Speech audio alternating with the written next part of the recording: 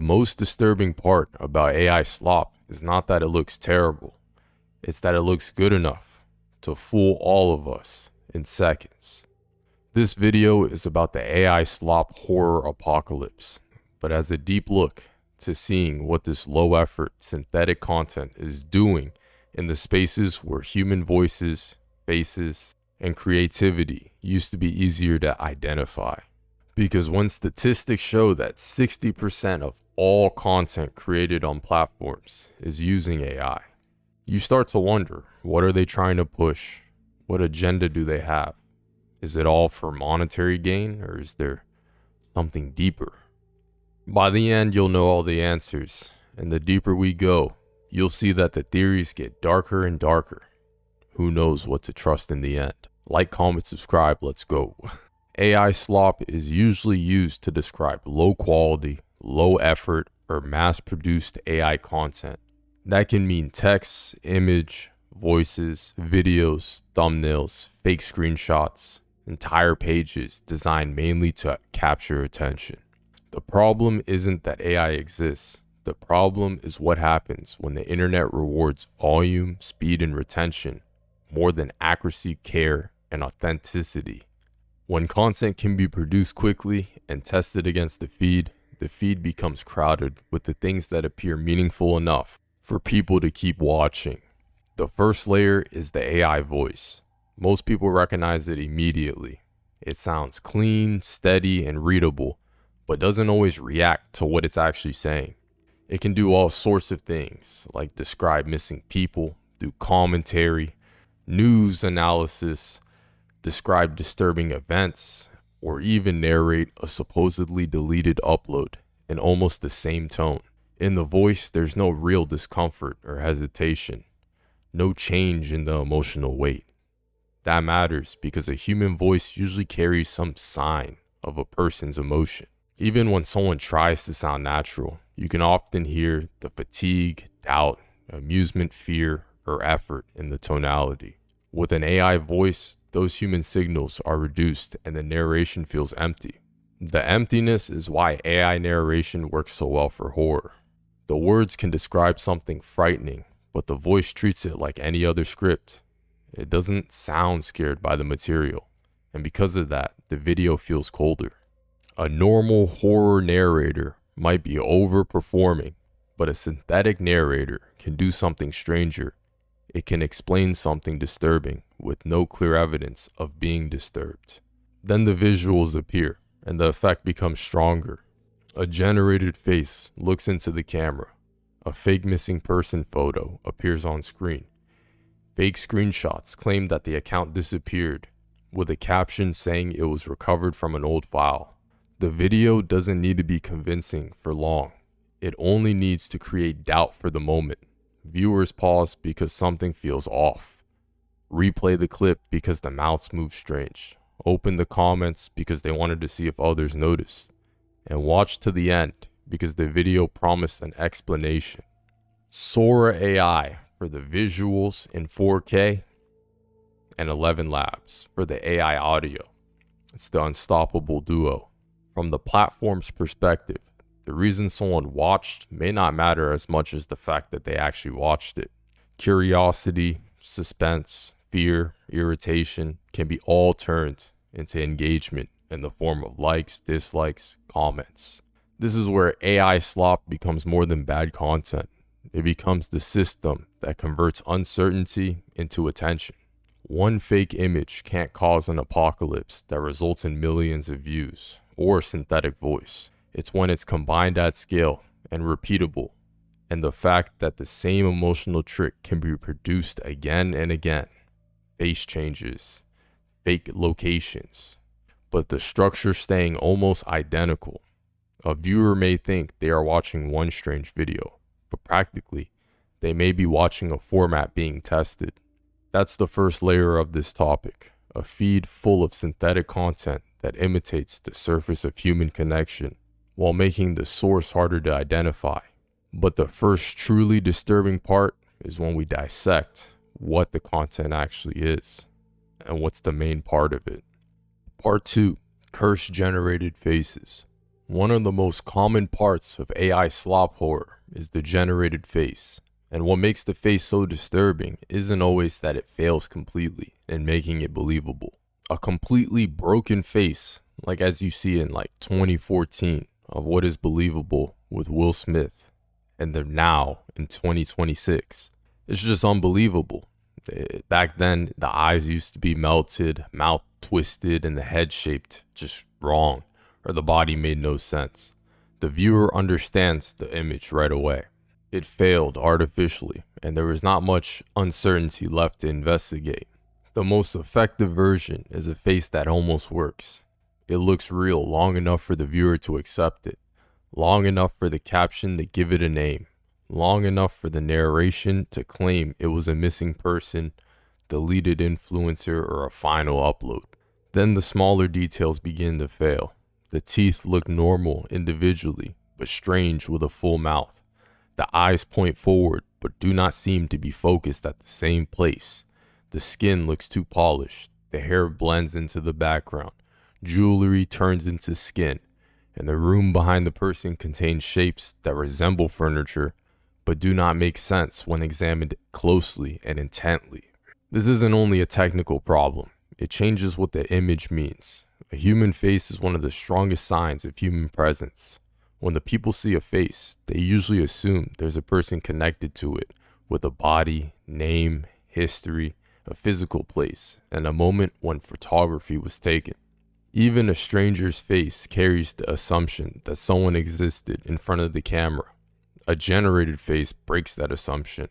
It gives the surface of a personhood without proving the person. That's why the horror accounts use generated faces so often. They attach the face to a story and force the viewer to evaluate it as evidence. The account says that was the final photo, the profile before the account vanished, the person seen in a deleted live stream, or the face that appeared after footage was enhanced. The image was a clue, and even the clue is an artifact, even if the clue is artificial. That change matters because people watch evidence differently than they watch artwork. They study it, inspect the background, check the comments, look for someone claiming the image is real, and look for someone proving it's fake. In the attention economy, that investigation becomes useful. It's engagement. The account doesn't need to fully convince the viewer. It only needs to create enough uncertainty to keep the viewer watching. Then the face starts moving, and that's where the generated image becomes more disturbing. A still portrait blinks, opens its mouth, and a real person, the one whose identity is being taken, says they do not remember recording that video. A fake victim gives a warning, or a generated influencer smiles and speaks in a voice that doesn't seem attached to a real human being. Technically, the explanation is not mysterious. A still image can be animated. A synthetic voice can read a script. Edit software can combine the image, voice, captions, music, and fake evidence into one short upload. But psychologically, the result still feels wrong because the image begins performing human behavior. It looks at the viewer, speaks in complete sentences, appears to remember something, appear to be afraid of something, and appears to have a history. There may be no actor behind it, no original speaker, witness, or real recording behind the scene. There may be only a face, voice, and script assembled into the shape of a person. This is why curse-generated faces are such a central point of the AI slop horror. They create identity without identity. They create a person-shaped object that can be named, animated, duplicated, placed into a story, and used as emotional evidence. The account doesn't have to build a character from the ground up. It can generate a face, caption, add a voice, and let the viewers do the rest to make it go viral. This also explains why many AI slop faces feel repetitive, even when the faces are technically different. Their role is usually the same. They give the viewer something human-looking to focus on while the narration builds mystery. A generated face is cheap to produce, easy to reuse, and emotionally strong enough to hold the attention for a short video. That combination is why it spreads. The disturbing part is not only that the face looks wrong, It's that the face is no longer reliable evidence of a person. Once that becomes normal, the next layer becomes easier to understand, because AI slop does not only generate people, it generates fake historic events and memories. Part 3. Fake nostalgia and generated memories. The major part of the AI slop horror apocalypse is the fake nostalgia, and this one is the most effective form of the trend because it does not only ask whether a face is real, it asks whether the memory is real.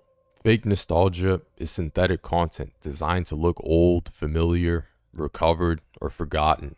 It can appear as a fake children's show, fake local commercial, fake school safety video, toy advertisement, public access broadcast, lost cartoon that was supposed to be aired once, then disappeared. The purpose is not only to make it look old, the purpose is to trigger recognition, like it's actually real and you've seen it before. Old media already has imperfection built into it. VHS footage has lower resolution, faded colors, audio becomes thin, static appears, skip frames, picture rolls, and the tape cuts in strange places. Viewers already expect old media to be damaged and glitched out, which means AI slop can use that expectation to hide mistakes. If a character's face shifts, it can be interpreted as damaged tape. If the text in the background does not make sense, it could be blamed on poor resolution.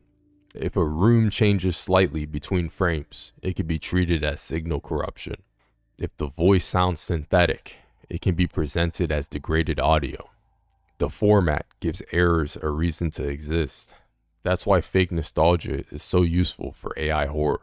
The same flaws that would ruin clean modern image become part of the mood when placed inside fake archival style. But the more important issue is trust. These formats come with expectations because they belong to ordinary life. When AI slop uses those formats for horror, the fear comes from not being able to trust the trusted structure. A fake children's program begins normally. A mascot waves, a narrator says hello, the music is simple, colors soft, room looks familiar. Then the timing changes. The mascot stares too long. The song repeats one line too many times. The background empties out. And the narrator says something that doesn't belong in the media, while the voice stays calm and friendly. The video does not need a creature or jump scare. The fear comes from the format no longer behaving the way it's supposed to be behaving. This is why recovered footage language is so common. The account says the clip aired once, the show was banned, video deleted, tape was found in a basement, and no one remembers the channel. Those phrases create artificial history. They make the account look like they found something instead of making something. The viewer is encouraged to investigate, search for the title, read the comments, ask if anyone remembers it, and compare the real lost media to it. The problem is that AI can produce the surface of an archive without being an archive. It can produce fake dates, fake logos, rooms, mascots, local stations, all of these. None of these details prove anything by themselves, but together they can create the feeling of history. That's the factual reason why this style is effective. The account doesn't need to know the actual media. It just needs to reproduce the common signs associated with it, and the viewer recognizes the category, not the actual memory. That recognition can create a feeling of familiarity, even when the specific clip never existed. This is where AI slop becomes more than low-quality content. It becomes synthetic memory. A piece of media generated recently can be made to feel old enough that people briefly wonder whether they've seen it before. It's useful for engagement. People comment because they want to know if it's real. Share it because they want other people to wonder and ask other people. And keep watching because the video promises an explanation. The false archive becomes a source of real attention, which means real money. That's why fake nostalgia sits near the center of this topic of the iceberg. It shows that AI slop can imitate not only objects, but entire contexts. It can imitate the look of the past, the pacing of old media, the language of lost footage, and emotional trust attached to the familiar formats. It doesn't prove that the past happened. It only imitates the evidence that makes a viewer feel like it might have happened. Once that kind of content enters recommendation feed, the effect becomes larger than one clip because the feed begins to organize the slop around attention and engagement. Part 4. Recommendation loops and ownerless accounts. The AI slop horror apocalypse becomes most visible when the horror moves from an individual video into a recommendation loop. One AI generated video is easy to explain. Someone made it, uploaded it. Maybe it was cheaply generated, fictional, experimental, and only made for attention. But when one video becomes 5, 5 becomes 20, 20 becomes 100, the viewer experience changes. You watch one generated video, and then another appears. You pause on a fake nostalgia clip, and the feed shows you another fake nostalgia clip. You open comments under an account with no visible creator, and another account with the same kind of voice appears. The same pace returns, the same caption returns, same generic warning structure, and the same kind of synthetic face returns. At that point, the viewer does not only experience a single video, they experience a system that makes them believe the similar videos. This is important because the recommendation system do not need to understand fear in a human way. They don't need to know that the viewer is disturbed. They measure for the behavior. If the viewer watches it all the way, pauses it, replays, scrolls, opens the comments, shares, or watches similar content afterwards, fear, skepticism, annoyance, confusion, anger, and interest can all create measurable activity. A viewer might be watching because they don't trust the video, but from a recommendation perspective, that looks like attention when they smash the dislike button and comment 5 comments on why it's fake. That's why AI slop fits so easily into the feed. It's not always designed to satisfy the viewer. It's designed to interrupt the viewer's general experience on their site. The video only needs to make the viewer stop moving long enough, and then that counts as engagement, how many times they rewatch. Once a format works, it can be repeated. A generated missing person, fake old cartoon, synthetic voice explaining a deleted account, fake warning from a digital avatar, a video claiming people weren't supposed to see that video, and a comment thread suggesting the mystery is larger than one upload can all be changed slightly and posted again. The names change, image change, date changes, but the structure remains. This is where the idea of an ownerless account matters. Ownerless does not literally mean nobody owns it. In most cases, someone probably created the page, uploaded the videos, or controls the content. But from the viewer's perspective, the account gives almost no evidence of human creator. There is no real voice, face, personal history, no behind-the-scene context, explanation of the project, no clear identity. There's just a lot of output and many uploads. That's different from normal anonymity. Anonymous creators can still feel human because their taste, humor, timing, edit style, language, and choices that reveal their personality. Ownerless AI slop accounts often reveal less personality and more production. They feel active without feeling present, like someone has made that content. That is a factual part of why these accounts are unsettling. The uncertainty is not supernatural, it's structural. The viewer cannot tell whether the page is a person using an AI tool, a content farm, scheduled post system, a roleplay project, a monetization strategy, or a combination of those things. The account may not be hiding anything dramatic. It may be simply just producing low effort content. But the viewing experience still feels strange because the account communicates without revealing much about who is communicating. That is where dead internet anxiety begins to enter the topic.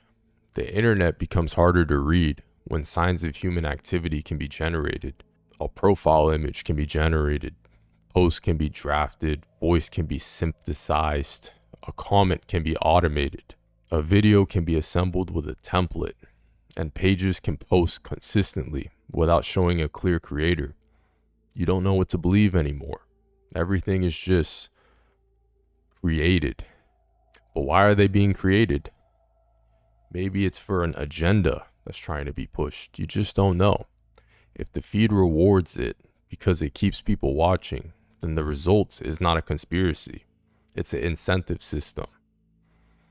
If volume, speed, and retention are rewarded, people will use tools that produce content quickly. If strange content makes people pause, more strange content will be made. If AI lowers the effort required to produce that content, the feed can fill faster. This is the recommendation loop. The viewer is not only watching horror, the viewer's attention is helping that sort of horror. Because AI slop can be produced quickly, the system can keep supplying versions of the same feeling, and that's why the subject can feel exhausting. The viewer has to keep evaluating their feed on what's real, what's AI, what's fiction, what's bait. Am I being rage baited? Is what they say. What's human? What can be automated? That mental work becomes part of the experience, and it leads into larger fears behind the trend, which is the dead internet theory, synthetic people, and the weakening of the human evidence online. Part 5. Dead internet anxiety, synthetic people, and automated kids content.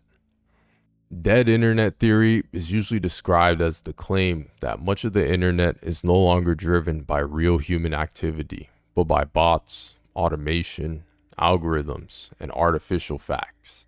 The extreme version should not be treated as a proven fact. The internet is clearly not empty. Real people still post, argue, create, joke, organize, help others, and waste time every day. But the reason the idea keeps returning is because it describes a recognizable feeling. It is a feeling that part of the internet are active, crowded, and less human than they appear.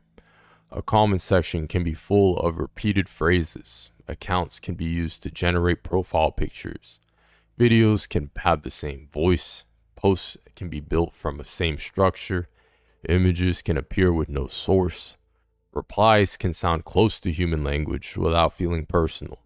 And the feed can fill with content that seems designed mainly because the platform rewards attention. AI slop horror fits directly into that anxiety because it's built from uncertainty, authorization. The viewer may not know who wrote the script, generated the face, produced the voice, who chose the topic, or who is replying in the comments. It might be using AI tools as a team, content farm, bot system, or roleplay account, or page with a scheduled uploads. Sometimes the answer is simple. It may just be a person making videos with AI. The viewer often can't tell from the outside. That lack of clarity is the direct issue. Dead internet anxiety is not only fear that people are gone, it's the fear that the evidence of people is weaker. A face used to be strong evidence of a person and their characteristics, but a face can be generated. A voice implied a speaker and their tonality, but now a voice can be synthesized. A comment used to imply a viewer, but now a comment can be automated and you're talking to a bot trying to rage bait you. A post used to imply intention, but now a post can be created because a format is likely to be performed. When enough of these signals become uncertain, the online environment feels unstable. That leads directly into synthetic people. A synthetic person is a digital identity designed to perform the role of an online person. This can mean a virtual influencer, AI avatar, generated horror narrator, fake witness, or a character who posts as if they have a life beyond the content. Not all synthetic people are deceptive. Some are openly fictional. Art projects, mascots, roleplay characters, and some are clear experiments. The existence of synthetic characters is not automatically the problem. The issue is when the boundary of real and fiction become unclear. Online personhood is already made from signals, including a face, voice, username, post schedule, biography, a repeated way of speaking, and the visible history of uploads. If enough of those signals are present, viewers may react as if someone is there. This is why synthetic influencers and AI horror characters matter. They can maintain continuity without requiring a human body in this usual sense. A generated woman appears in one video, then appears in another. Her voice changes slightly. Another account uses the same face. A caption says she remembers a video that was never posted, and the comments ask whether she's real. At that point, the horror is not only the story. The horror is the status of the character. The viewer is being asked to respond emotionally to a figure whose human source may be unclear or non-existent. Synthetic identities can be duplicated, edited, aged, de-aged, placed in any room, given any voice, copied across accounts, or changed to fit a new storyline. In traditional video, a character is usually attached to a performer, film session, and a production process. In AI slop, the character can function more like a reusable asset. That changes the viewer's relationship to it. The synthetic viewer can smile while delivering a warning, apologize without guilt, confess without memory, cry without pain, and claim fear without experiencing it. And still, a viewer may feel something. That's the strange part. The emotional reaction can be real, even when the person they're watching is not. This is why synthetic people, dead internet anxiety, and AI slop belong together in this discussion. They all involve artificial presence, imitating human presence well enough to receive real human attention. The account does not need to be alive. The character does not need to be real. The voice does not need to be a speaker. And the face isn't even a real person. The system only needs to create enough signs of life for the viewers to keep watching. The most uncomfortable version of this is automated kids content. Most AI horror aimed at adults can be questioned by the viewers. A strange face appears and an adult can ask, is it fake? And they can use their brain and mind, like we all know, is sharp and smart, right? And they could tell it's fake. A synthetic voice narrates a story and an adult can recognize the production method. A fake nostalgic clip appears and the adult can search whether it existed. Surely, children do not always have the same ability. The format can look harmless. A bright cartoon animal sings a song. Synthetic voice teaches colors. A generated character counts numbers. Fake nursery rhyme repeats. Mascot moves through a simple animated world. At first glance, it resembles children's media, but the children's media is not only a group of visual features, it's supposed to be made with regulation and all sorts of pre-screenings with care. Someone should be able to think what the child is learning, checking the words, checking the image, checking whether the lesson is age appropriate, whether the content's safe, and being accountable for the final result. AI slop can imitate the outside of the children's media without proving that the inside exists. When the low-care automated children's content is generated quickly, characters can be deformed, words can be pronounced incorrectly, lessons can make little sense, songs can be repeated without structure, backgrounds can change without purpose, and the objects can appear and disappear without meaning. The videos may feel less like a teaching and more like they're just trying to get their attention. This is why it belongs near the bottom of this iceberg. AI voices provide the narration. Generated characters provide the cast. Fake nostalgia gives the content a trust format. Recommendation system distributes it. Ownerless accounts remove visible accountability. Synthetic people create artificial trust. And the dead internet anxiety makes the source harder to verify. With kids' content, all of those problems reach an audience that may be the least prepared to evaluate them.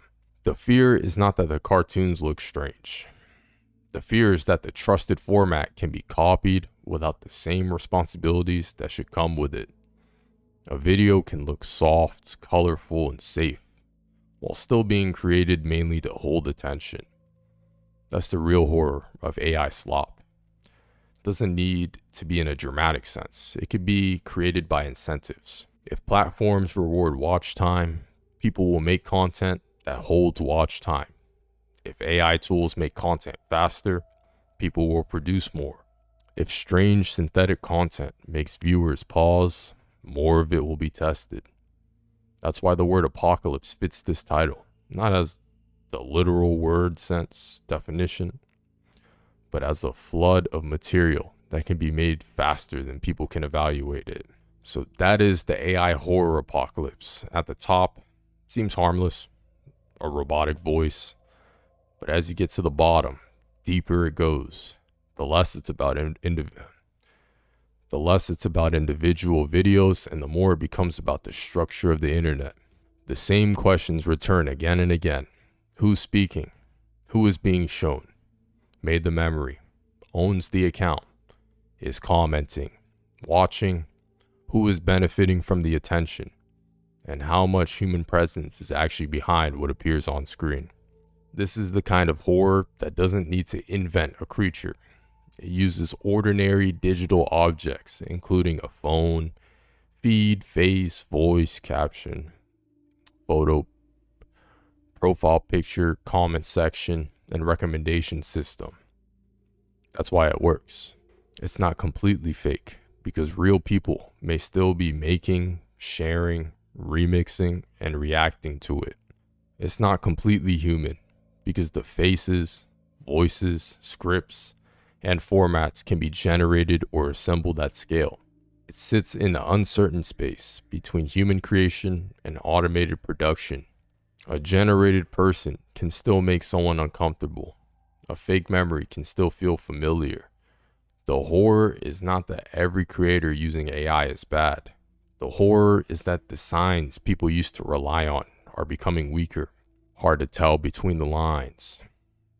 So next time an AI slop horror video appears on your phone late at night, the disturbing question may not be, is this scary? It may be something more basic. Was anyone really there? Is it real? Who knows? You gotta analyze. That's all we got. Sweet dreams. Like, comment, subscribe. I'm out.